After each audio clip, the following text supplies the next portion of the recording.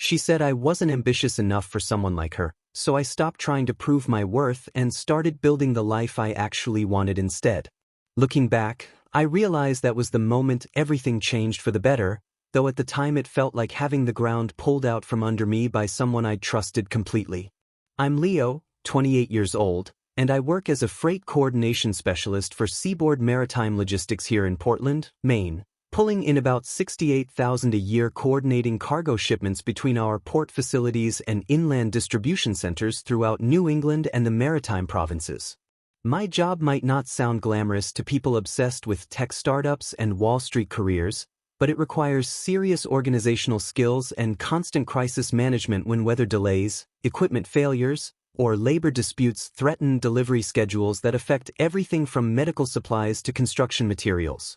I've built a solid reputation for reliability and problem-solving that earned me 2 promotions in 3 years, putting me on track for senior management roles while maintaining the kind of financial stability my blue-collar parents always emphasized as the foundation of a good life. I own a 3-bedroom colonial house on Elm Street that I bought during the pandemic when prices were still reasonable for someone with decent credit and a stable income, and I drive a dependable 2020 Subaru Outback in forest green that handles Maine winters perfectly and has enough cargo space for my outdoor gear and weekend projects. I've maintained a disciplined fitness routine for 5 years that includes rock climbing at the local climbing gym twice a week, cycling the coastal trails from Cape Elizabeth to Freeport on weekends, and hiking sections of the Appalachian Trail during my vacation time, activities that keep me grounded and remind me why I love living in a place where you can be outdoors year-round if you're willing to adapt to the seasons. The house needed substantial work when I bought it, with outdated electrical systems and a kitchen that hadn't been updated since the 80s, but I spent my evenings and weekends learning plumbing and electrical work, renovating the kitchen with solid maple cabinets I built myself, and refinishing the original hardwood floors that had been hidden under cheap carpeting for decades. My work involves coordinating with ship captains arriving from Halifax and Boston, trucking companies that handle inland transport, and warehouse managers at distribution centers from Bangor to Burlington, ensuring cargo moves efficiently from port to final destination while maintaining detailed records for customs, insurance, and client billing purposes. When a nor'easter threatens to delay a critical shipment of medical supplies to rural hospitals, or when an equipment breakdown stops trucks from loading containers full of lobster heading to restaurants in New York, I'm the guy who finds alternative routes, backup equipment, and emergency solutions to keep everything moving smoothly and on schedule. The job has taught me that reliability and thorough planning matter infinitely more than flashy gestures or impressive job titles,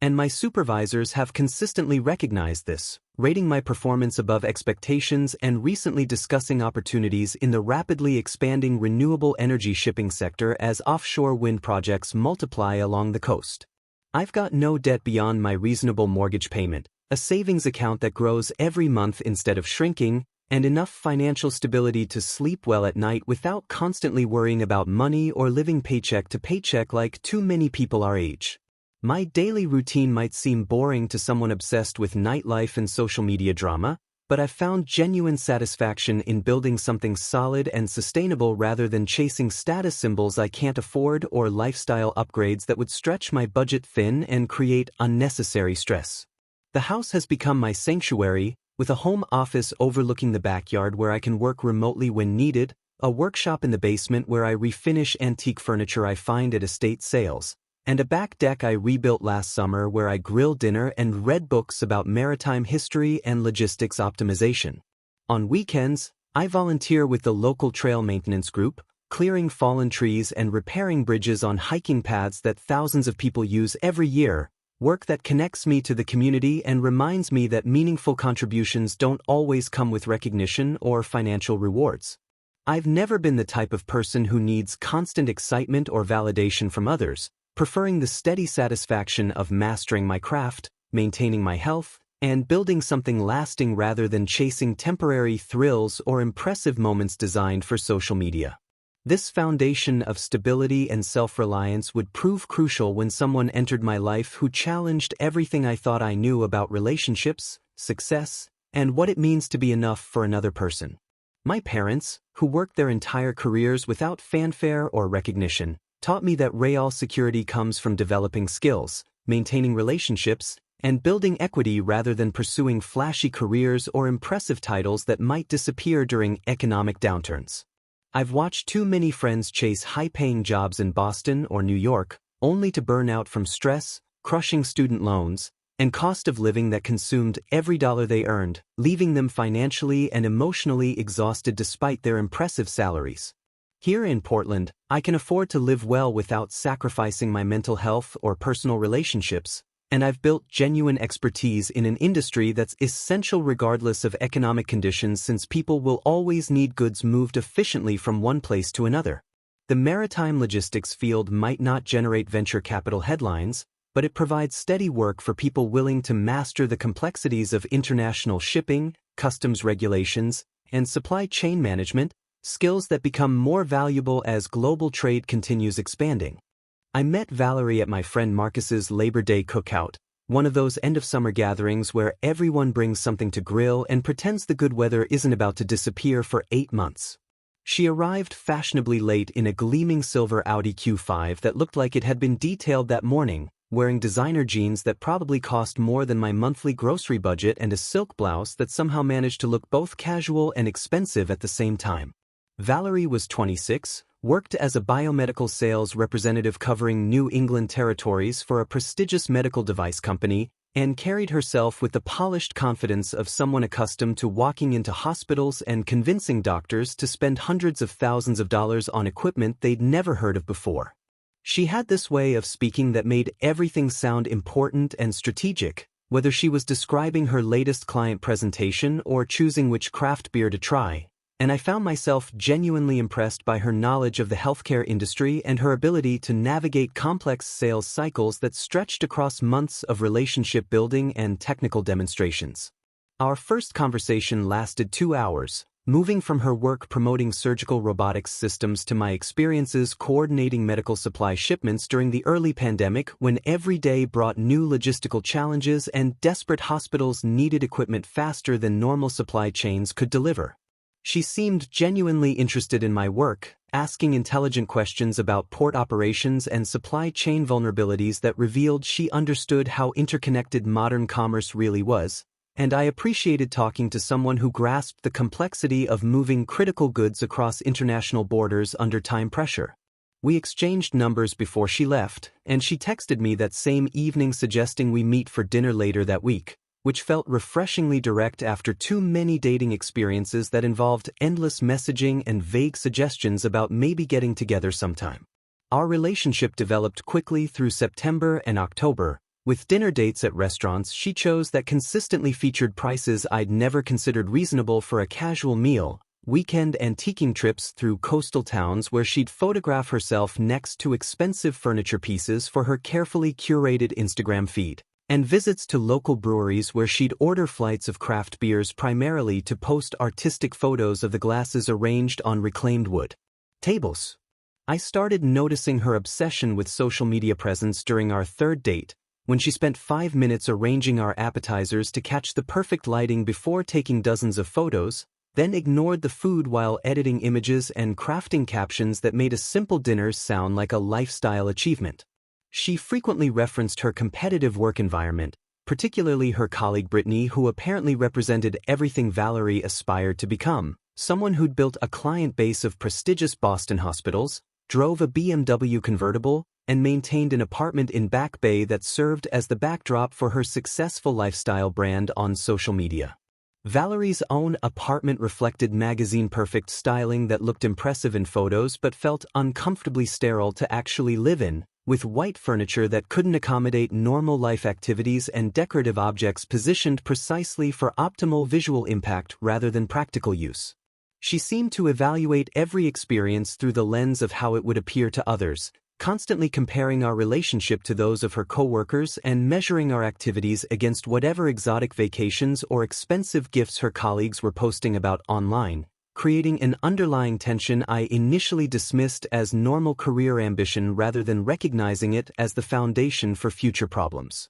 During our weekend antiquing trips, Valerie would spend more time staging photos at various furniture displays than actually looking at items we might purchase, turning each vintage shop into a backdrop for lifestyle content that emphasized her sophisticated taste and cultural awareness. Her work involved traveling to medical conferences in cities like Boston, Hartford, and Burlington, trips that she documented extensively through social media posts featuring expensive hotel lobbies, upscale restaurant meals, and professional networking events where she'd photograph herself with other successful sales representatives who all seemed to share her obsession with projecting success through material displays. I began noticing how frequently she mentioned Britney's achievements and lifestyle choices, from her expensive workout clothes and luxury skincare routine to her weekend trips to Martha's Vineyard and her apartment furnished with pieces from high-end boutiques rather than practical furniture stores. Valerie's sales territory included several major medical centers, and she took genuine pride in her technical knowledge and ability to explain complex surgical equipment to skeptical doctors, but even her professional accomplishments seemed filtered through the lens of how they compared to her colleagues' success metrics and social media presence. Her leased Audi represented a significant portion of her monthly budget, but she considered it a necessary professional expense that projected the right image for someone calling on prestigious hospitals and medical practices, even though the payments clearly strained her finances in ways she tried to hide through careful budget management and occasional stress about unexpected expenses.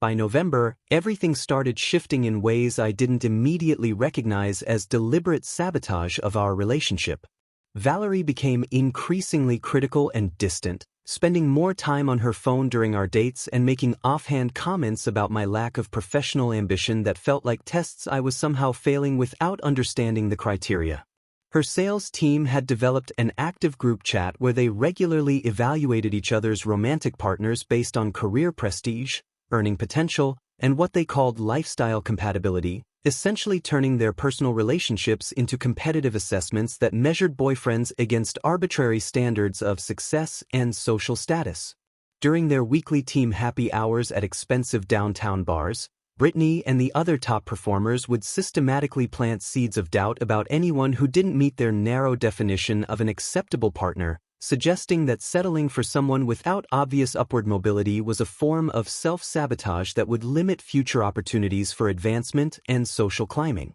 Valerie began parroting their language, making comments about how she needed someone who shared her professional drive and understood the importance of networking, image management, and strategic career planning, concepts that seemed to discount the value of stable work in favor of flashy titles and impressive salary figures. She started declining my suggestions for weekend activities we'd previously enjoyed together, claiming she needed to focus on building her personal brand and couldn't afford to waste time on activities that didn't advance her professional goals or provide content for her social media presence. Our conversations became strained as she repeatedly brought up examples of her colleagues' boyfriends who worked in finance, tech, or consulting, men who could afford expensive vacations, drove luxury cars, and provided the kind of lifestyle accessories that translated into impressive Instagram posts and social validation from her competitive peer group. The shift became more pronounced when she started criticizing specific aspects of my lifestyle that she'd previously claimed to appreciate,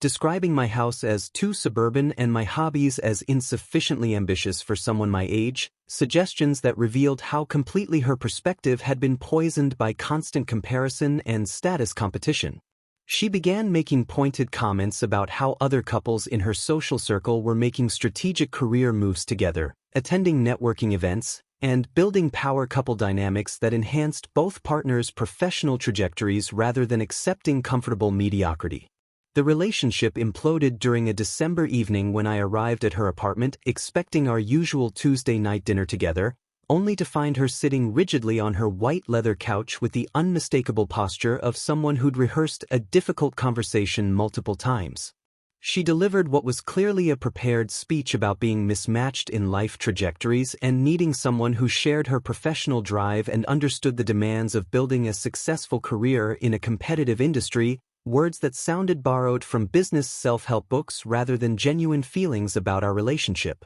When I pressed her for specifics about what had changed between us, She admitted with uncomfortable honesty that her colleagues had helped her realize she might be settling for comfort instead of reaching for excellence, essentially revealing that our entire relationship had been systematically dismantled through group analysis and peer pressure from people who measured human worth through material achievements and career status. The conversation became increasingly surreal as she explained how Brittany and the others had convinced her that dating someone in logistics was limiting her social and professional opportunities, suggesting that she deserved someone who could match her ambition and provide the kind of lifestyle that would enhance rather than diminish her carefully constructed personal brand.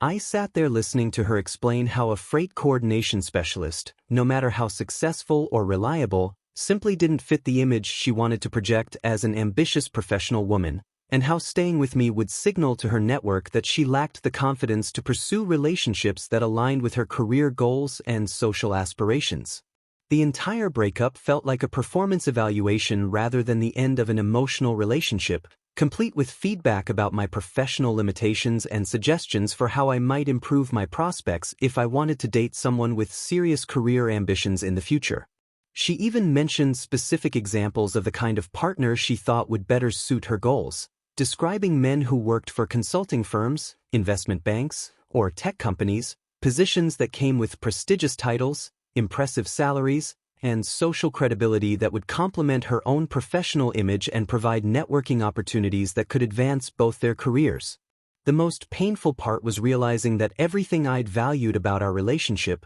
from our quiet compatibility to our shared appreciation for simple pleasures, had been reframed by her colleagues as evidence of limited ambition and settling for less than she deserved. Leo, shocked but maintaining his dignity, refused to argue with a decision that had clearly been made by committee rather than genuine personal reflection, recognizing that defending himself to someone who'd allowed others to evaluate his worth would be both futile and beneath his self-respect.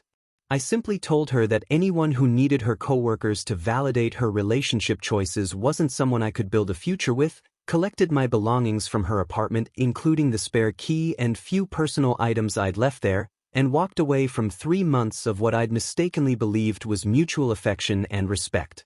Rather than wallowing in self-pity or analyzing every detail of what had gone wrong, I channeled my hurt into systematic life improvements, viewing the breakup as valuable feedback about areas where I might have become complacent rather than evidence of personal failure. The sting of being dismissed as insufficiently ambitious motivated me to aggressively pursue opportunities I'd been considering but hadn't prioritized, starting with a senior coordinator position at Atlantic Maritime Solutions, a competing logistics firm that specialized in renewable energy shipping and had been expanding their operations throughout the Northeast Corridor.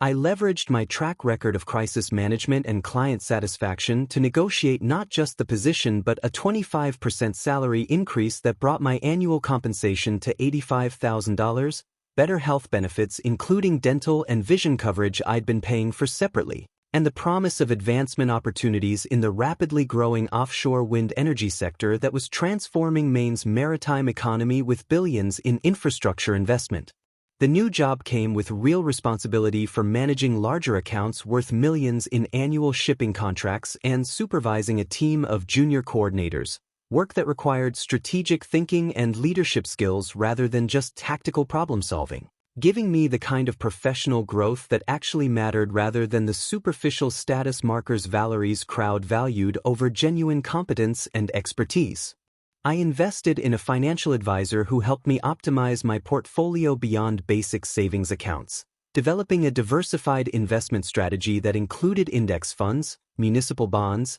and a small allocation to renewable energy stocks that aligned with my industry knowledge, planning that would build real wealth over decades rather than pursuing get-rich-quick schemes or impressive purchases designed to signal success to others. My wardrobe upgrade focused on quality pieces from brands like Brooks Brothers and J.Crew that fit properly and projected quiet confidence rather than obvious designer labels, clothing that enhanced my natural presentation without screaming for attention or trying to compete with people who measured worth through brand names and price tags that said more about insecurity than actual style. I intensified my fitness routine by adding Brazilian Jiu-Jitsu training twice a week to my rock climbing and cycling regimen, Not to transform my appearance dramatically, but to build the kind of confidence that comes from genuine physical capability and mental discipline rather than external validation or superficial improvements designed to impress others. The martial arts training particularly appealed to me because it required problem-solving under pressure, strategic thinking, and gradual skill development through consistent practice, qualities that mirrored what I valued in my professional life and reminded me that real growth comes from sustained effort rather than dramatic gestures or shortcuts. Most importantly, I recognized that the constant evaluation and comparison that had characterized my relationship with Valerie had been mentally exhausting in ways I hadn't fully acknowledged while living through it, creating a chronic anxiety about measuring up to arbitrary standards that had nothing to do with actual compatibility, shared values, or genuine happiness in a partnership. The relief of no longer having to justify my career choices, lifestyle preferences, or personal values to someone else's social circle felt like removing a weight I hadn't realized I was carrying, allowing me to rediscover what I actually enjoyed about my life rather than constantly defending it against criticism from people who didn't understand or appreciate its foundation of stability, authenticity, and long-term thinking. This personal growth felt authentic and self-directed rather than performative, marking a genuine shift toward building confidence from internal accomplishments and personal satisfaction rather than seeking approval from others or trying to impress people whose values didn't align with my own priorities and long-term goals for building a meaningful life. The entire experience taught me valuable lessons about the difference between genuine ambition, which focuses on mastering skills and creating value, and performative success, which prioritizes appearance and status over substance and sustainable achievement. I began reading books about leadership and industry trends during my commute, not to impress anyone but because I genuinely wanted to understand how the renewable energy transition would reshape global shipping patterns and create new opportunities for professionals who understood both traditional logistics and emerging technologies. My evenings, previously spent worrying about whether our dinner plans would generate impressive social media content, became productive again as I returned to projects like refinishing furniture, learning new programming languages that could enhance my logistics software skills, and planning hiking trips that served my own interests rather than someone else's image management needs. The transformation wasn't dramatic or sudden, but it was real, building momentum as each small improvement reinforced my confidence in my own judgment and reminded me that lasting satisfaction comes from personal growth rather than external validation or competitive comparison with others whose priorities and values fundamentally differ from your own authentic interests and goals.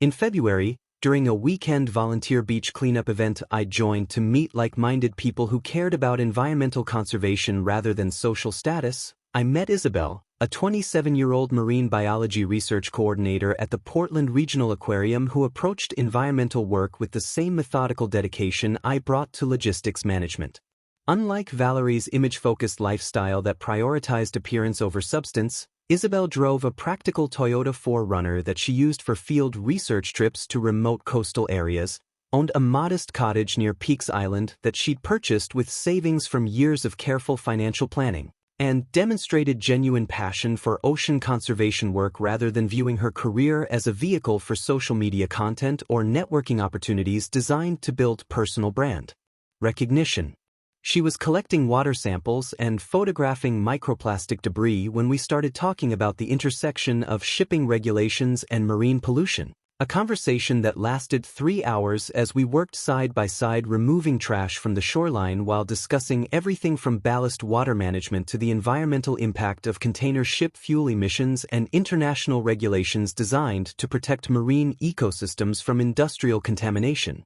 Our relationship developed organically through shared environmental interests rather than expensive dinner dates at restaurants chosen for their Instagram potential, with weekend kayaking trips through Casco Bay where she'd point out different species of seabirds and explain their migration patterns with the enthusiasm of someone who genuinely loved her field. Collaborative cooking experiments where we tried to recreate dishes from coastal regions around the world using locally sourced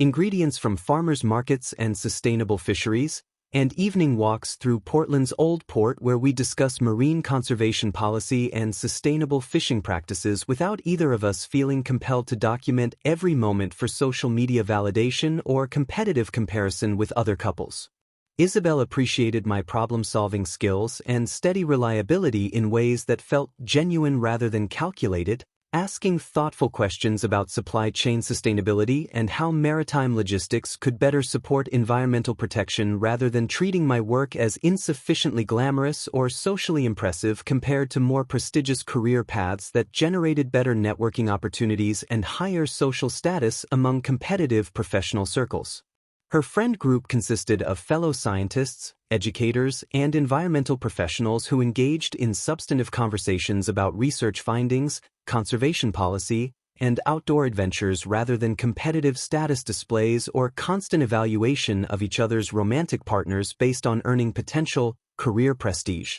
and lifestyle accessories that could enhance their social media presence and professional networking opportunities. The contrast became stark when I realized I was dating someone who valued intellectual curiosity and shared values over social media appearances and material accumulation, creating a partnership based on mutual respect and genuine compatibility rather than external validation or image management that required constant performance and comparison with arbitrary standards established by competitive peer groups focused on status rather than substance. Isabel's work involved coordinating research projects that tracked pollution levels in marine ecosystems, managing data collection from multiple field sites throughout Maine and New Hampshire, and collaborating with universities and government agencies on long-term studies that would inform environmental policy decisions affecting fishing regulations, shipping protocols, and coastal development planning, work that required the same attention to detail and systematic thinking that I used in logistics but applied toward goals that felt meaningful beyond financial compensation or professional advancement. She lived simply but comfortably, furnishing her cottage with practical pieces chosen for durability and function rather than Instagram appeal, growing her own vegetables in a small garden that supplied fresh produce throughout the growing season, and spending her free time hiking coastal trails, reading scientific journals about marine conservation research, and volunteering with local environmental organizations rather than pursuing expensive hobbies designed to signal success or sophistication to others who might judge her lifestyle choices through social media posts and networking events. During our weekend kayaking trips, I watched her identify different species of marine life with genuine enthusiasm that had nothing to do with impressing anyone else, explaining complex ecological relationships with the kind of expertise that comes from years of dedicated study rather than superficial knowledge acquired for social purposes or professional networking advantage. What struck me most about Isabel was how comfortable she seemed in her own skin, never apologizing for her practical choices or feeling compelled to justify her lifestyle against external standards. A confidence that came from knowing her own values and living according to them rather than constantly measuring herself against others or seeking validation through material displays that communicated success to competitive social circles focused more on appearance than authentic achievement and personal satisfaction. Leo's strategic career moves paid off dramatically when he landed an operations director role at Greenship Maritime, a startup focused on sustainable shipping solutions that combined his logistics expertise with the booming renewable energy sector, offering a 40% salary increase that brought his compensation to $119,000 annually plus equity participation in a company positioned to benefit from the global transition toward clean energy transportation and offshore wind development projects. The position involved overseeing shipping operations for offshore wind farm components manufactured in Europe, coordinating complex logistics for turbine parts that weighed hundreds of tons and required specialized vessels and port facilities, and developing supply chain protocols that minimized environmental impact while maintaining the efficiency and reliability that made renewable energy projects financially viable for investors, utility companies, and government agencies committed to carbon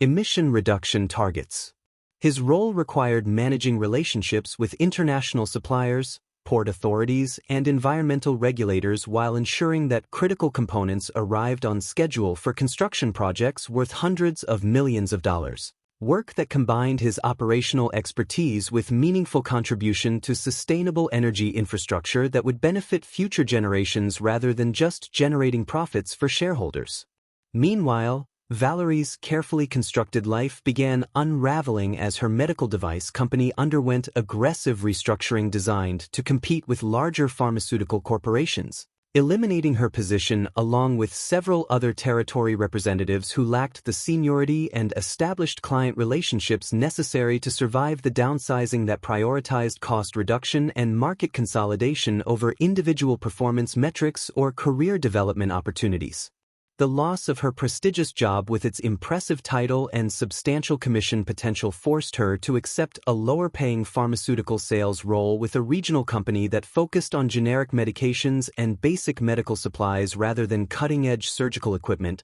work that came with reduced earning potential, a smaller territory covering rural hospitals and clinics instead of major medical centers, and significantly less social status among her competitive peer group, who had previously validated her professional identity through constant comparison and status competition based on client prestige and commission earnings. The elimination of her company car meant trading the leased Audi Q5 for a basic sedan that she had to purchase herself with financing that strained her reduced budget, a practical necessity that stripped away one of the key symbols of success she'd used to project professional accomplishment and maintain her carefully curated social media presence that had become central to her personal brand and self-image as an ambitious professional woman who deserved luxury as a reward for her career achievements.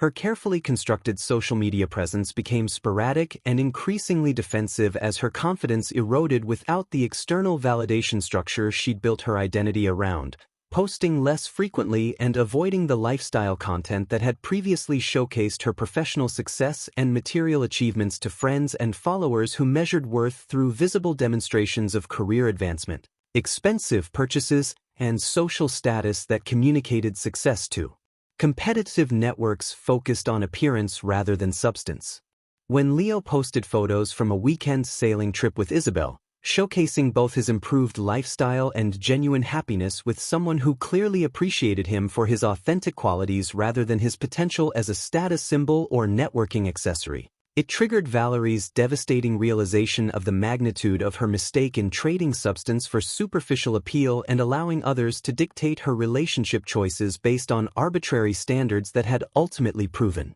meaningless when economic reality forced career changes. The contrast between her declining circumstances and Leo's thriving life, combined with seeing him with an accomplished, attractive partner who obviously valued him for exactly the qualities she dismissed as insufficient for her ambitious lifestyle goals, created a crushing awareness of what she'd traded away for shallow social approval from colleagues whose opinions had ultimately proven worthless when their own job security disappeared during corporate restructuring that prioritized profits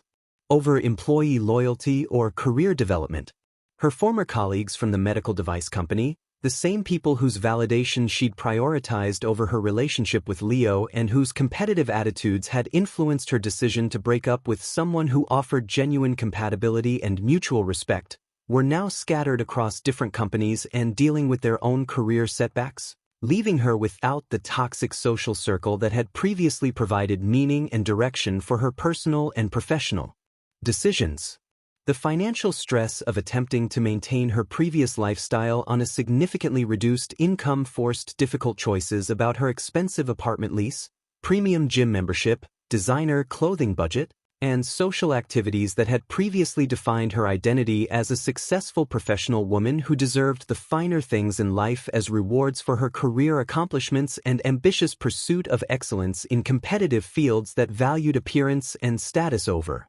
authentic achievement and personal fulfillment. Brittany, the colleague whose lifestyle and attitude had so influenced Valerie's relationship decisions, had also lost her position during the restructuring and moved back to her hometown in Connecticut to work for her father's insurance business, effectively ending the toxic influence network that had convinced Valerie to prioritize career status over genuine compatibility and mutual respect in romantic relationships that could have provided lasting happiness rather than temporary social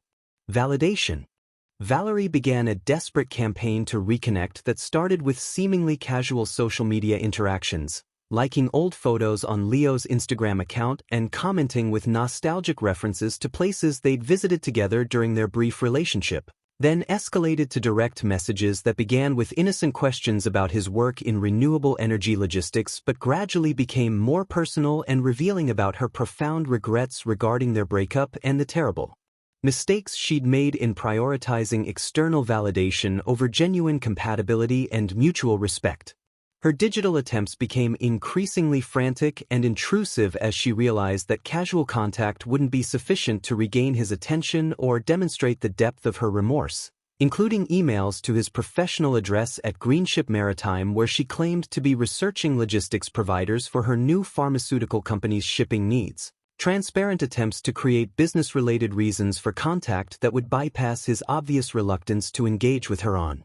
personal matters that had already been definitively resolved. When digital communication failed to generate the meaningful response she desperately needed to assuage her guilt and regret, she began appearing at his gym during his regular evening workout times and his favorite coffee shop near the Portland waterfront, orchestrating seemingly coincidental encounters that required her to significantly alter her own schedule and drive across the city to places she'd never frequented during their relationship, behavior that demonstrated both her desperation and her willingness to disrupt her own life to manufacture opportunities for contact. Her attempts became increasingly desperate and emotionally charged as the casual approach failed to restore any meaningful connection or acknowledgement that he might consider giving her another chance, culminating in a lengthy handwritten letter left on his car windshield outside his apartment complex that detailed her overwhelming regrets about their breakup and included specific, painful pleas for an opportunity to explain how her former colleagues had systematically manipulated her thinking.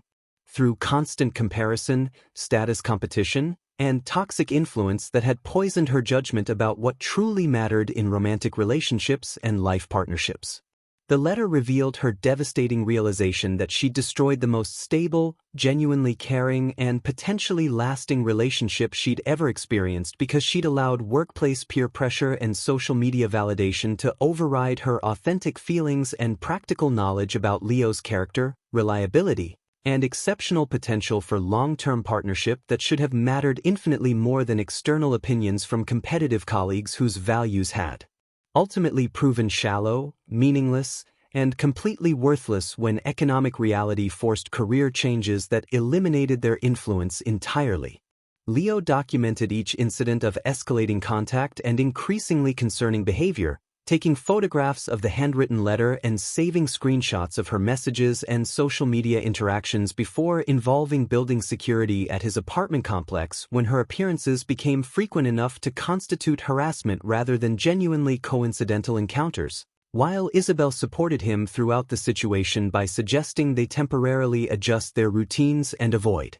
predictable public locations rather than engaging in direct confrontation that might encourage further contact attempts or escalate her desperate behavior into more serious harassment. The situation reached its inevitable culmination in an unavoidable parking garage encounter near Leo's office where Valerie, looking disheveled and desperate with obvious signs of chronic stress, sleep deprivation, and emotional exhaustion, approached him directly to deliver what appeared to be a carefully rehearsed but emotionally raw confession about how completely and irreversibly she'd ruined her life by choosing superficial status over genuine substance and allowing others to dictate her relationship decisions based on criteria that had nothing to do with actual compatibility, shared values, or long-term happiness potential. She admitted with painful, brutal honesty that she'd destroyed the best relationship she'd ever had because she'd prioritized others' opinions over her own feelings and let workplace competition and social media validation poison her judgment about what constituted genuine success and authentic happiness in both professional and personal life,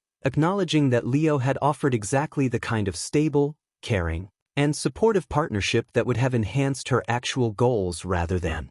just serving her superficial image management needs and competitive social positioning. Her desperate, final plea included detailed explanations of how Brittany and her other colleagues had systematically undermined her confidence in their relationship through constant comparison and competitive evaluation of romantic partners, convincing her that settling for someone without obvious status markers would limit her social and professional opportunities rather than helping her recognize that genuine compatibility and mutual respect were infinitely more valuable than external Validation from people whose opinions ultimately proved meaningless when their own lives collapsed under economic pressures and corporate restructuring that eliminated their influence and social network entirely. Leo delivered a firm but compassionate final response with the quiet dignity that had always characterized his approach to difficult situations, explaining that her decision to value external validation over their actual compatibility had revealed fundamental character differences that couldn't be overcome with apologies, explanations,